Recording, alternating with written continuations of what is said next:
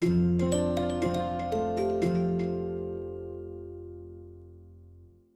executed a series of complex circles. He doubled on his trail again and again, recalling all the legend of the fox hunt, and all the deceives of the fox.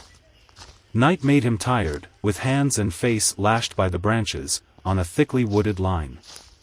He knew it would be insane to make a mistake through the dark, even if he had the strength. His need for rest was imminent, and he thought, I have played the fox, now I must play the cat of the fable. A big tree with a thick trunk and outspread branches was nearby, and, taking care to leave not the slightest mark, he climbed it up, and rested. Rest brought him new confidence and almost a feeling of security. Even so, a fighting hunter like General Zaroff could not trace him there, he told himself. Only the devil himself could follow that complicated trail through the jungle after dark. But perhaps the general was a devil. A fearful night crawled slowly by like a wounded snake, and sleep did not visit Rainsford, although the silence of a dead world was on the jungle. Toward morning, when a dark gray was varnishing the sky, the cry of some startled bird focused Rainsford's attention in that direction. Something was coming through the bush, coming slowly, carefully, coming by the same winding way Rainsford had come. He flattened himself down and, through a screen of leaves almost as thick as tapestry, he watched. What was approaching him was a man. It was General Zaroff. He made his way along with his eyes fixed in utmost concentration on the ground before him. He paused, almost beneath the tree, dropped to his knees and studied the ground. Rainsford's impulse was to hurl himself down like a panther, but he saw that the general's right hand held something metallic, a small automatic pistol. The hunter shook his head several times, as if he were puzzled. Then he straightened up and took from his case one of his black cigarettes. Its smoke floated up to Rainsford's nostrils. Rainsford held his breath. The general's eyes had left the ground and were traveling inch by inch up the tree. Rainsford froze there, every muscle tensed for a spring. But the sharp eyes of the hunter stopped before they reached the limb where Rainsford lay. A smile spread over his brown face. Very deliberately he blew a smoke ring into the air, then he turned his back on the tree and walked carelessly away, back along the trail he had come. The swish sound of the underbrush against his hunting boots grew fainter and fainter. The air burst hotly from Rainsford's lungs. His first thought made him feel sick and numb. The general could follow a trail through the woods at night. He could follow an extremely difficult trail. He must have unnatural powers. Only by the merest chance had the Cossack failed to see his hunt. Rainsford's second thought was even more terrible. It sent a cold horror through his whole being. Why had the general smiled? Why had he turned back? Rainsford did not want to believe what his reason told him was true, but the truth was as evident as the sun that had by now pushed through the morning mists. The general was playing with him. The general was saving him for another day's sport. The Cossack was the cat, he was the mouse. Then it was that Rainsford knew the full meaning of terror. I will not lose my nerve.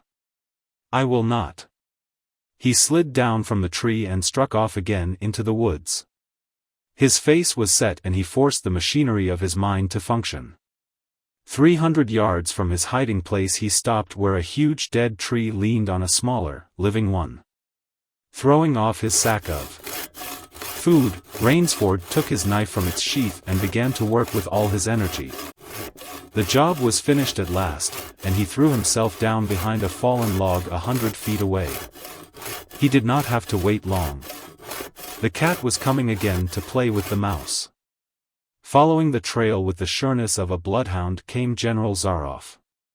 Nothing escaped those searching black eyes, no crushed blade of grass, no bent twig, no mark, no matter how faint, in the moss. So intent was the Cossack on his stalking that he was upon the thing Rainsford had made before he saw it. His foot touched the protruding branch that was the trigger. Even as he touched it, the general sensed his danger and leaped back with the agility of an ape. But he was not quite quick enough. The dead tree, delicately adjusted to rest on the cut living one, crashed down and struck the general a glancing blow on the shoulder as it fell, but for his alertness, he must have been smashed beneath it. He stumbled, but he did not fall, nor did he drop his revolver. He stood there, rubbing his injured shoulder, and Rainsford heard the general's mocking laugh ring through the jungle. "Rainsford," called the general, "if you are within sound of my voice, as I suppose you are, let me congratulate you. Not many men know how to make a Malay man-catcher. Luckily for me I, too, have hunted in Malacca. You are proving interesting, Mr. Rainsford. I am going now to have my wound dressed, it's only a slight one. But I shall be back. I shall be back." When the general, nursing his bruised shoulder, had gone, Rainsford took up his flight again. It was flight now, a desperate, hopeless flight, that carried him on for some hours. Dusk came, then darkness, and still he pressed on. The ground grew softer under his moccasin shoes, the vegetation grew denser, insects bit him savagely. Then, as he stepped forward, his foot sank into the mud. He tried to wrench it back, but the muck sucked viciously at his foot as if it were a giant leech. With a violent effort, he tore his feet loose. He knew where he was now. Death Swamp. His hands were tight-closed as if his nerve were something tangible that someone in the darkness was trying to tear from his grip. The softness of the earth had given him an idea. He stepped back from the quicksand a dozen feet or so and, like some huge prehistoric beaver, he began to dig. Rainsford had dug himself in France when a second's delay meant death. That had been a peaceful time compared to his digging now. The pit grew deeper. When it was above his shoulders, he climbed out and from some hard plants cut stakes and sharpened them to a fine point. He planted these stakes in the bottom of the pit with the points sticking up.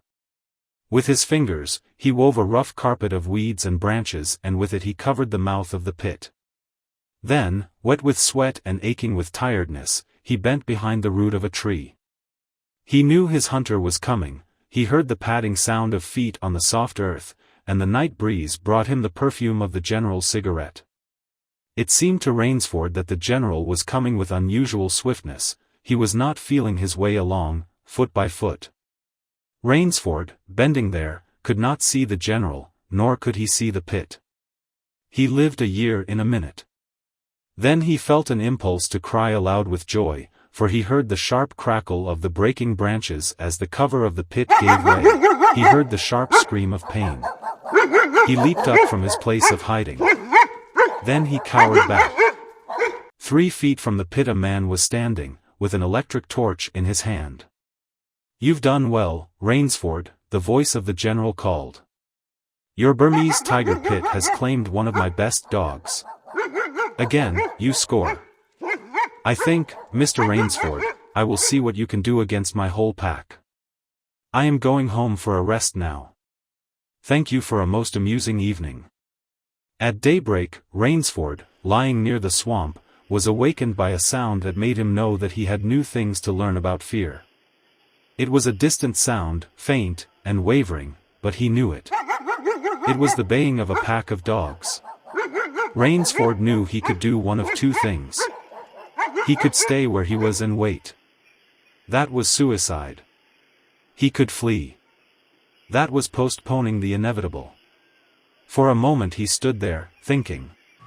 An idea that held a wild chance came to him, and, tightening his belt, he headed away from the swamp. The barking of the dogs drew nearer, then still nearer, nearer, ever nearer. On an edge Rainsford climbed a tree. Down a watercourse, not a quarter of a mile away, he could see the bush moving. Straining his eyes, he saw the lean figure of General Zaroff. Just ahead of him, Rainsford made out another figure whose wide shoulders surged through the tall jungle weeds. It was the giant Ivan, and he seemed pulled forward by some unseen force. Rainsford knew that Ivan must be holding the pack in leash. They would be on him any minute now. His mind worked automatically. He thought of a native trick he had learned in Uganda. He slid down the tree. He caught hold of a young plant and to it he fastened his hunting knife, with the blade pointing down the trail. With a bit of wild grapevine, he tied back the plant. Then he ran for his life. The dogs raised their voices as they hit the fresh scent. Rainsford knew now how an animal in danger feels. He had to stop to get his breath. The barking of the dogs stopped suddenly, and Rainsford's heart stopped too. They must have reached the knife. He went excitedly up a tree and looked back. His hunter had stopped. But the hope that was in Rainsford's brain when he climbed died, for he saw in the shallow valley that General Zaroff was still on his feet. But Ivan was not. The knife, driven by the recoil of the tree, had not wholly failed. Rainsford had hardly tumbled to the ground when the pack took up the cry again. "Nerve, nerve, nerve," he gasped, as he walked quickly. A blue gap showed between the trees dead ahead. Ever nearer drew the dogs. Rainsford forced himself on toward that gap. He reached it. It was the shore of the sea. Across a bay he could see the gloomy gray stone of the castle. 20 feet below him the sea roared. Rainsford hesitated. He heard the dogs. Then he leaped far out into the sea. When the general and his pack reached the place by the sea, the Cossack stopped. For some minutes he stood regarding the blue-green expanse of water. He shrugged his shoulders. Then he sat down, took a drink of brandy from a silver flask, lit a cigarette, and hummed a bit from Madame Butterfly. General Zaroff had an exceedingly good dinner in his great dining hall that evening. 2 slight annoyances kept him from perfect enjoyment. One was the thought that it would be difficult to replace Ivan, the other was that his hunt had escaped him. Of course, the American hadn't played the game, so thought the general as he tasted his after-dinner liqueur. In his library he read, to soothe himself, from the works of Marcus Aurelius. At 10 he went up to his bedroom. He was deliciously tired, he said to himself, as he locked himself in. There was a little moonlight, so, before turning on his light, he went to the window and looked down at the courtyard. He could see the great dogs, and he called, "Better luck another time," to them. Then he switched on the light. A man, who had been hiding in the curtains of the bed, was standing there. "Rainsford," screamed the general. "How in God's name did you get here?" "I swam," said Rainsford.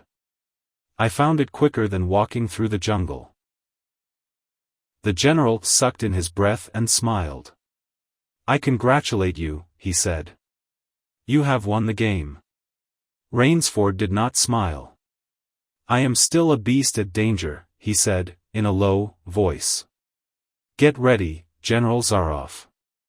The general made one of his deepest bows. "I see," he said. "Splendid. One of us is to make food for the dogs. The other will sleep in this very excellent bed." He had never slept in a better bed, Rainsford decided. The end. Thank you for watching. See you soon.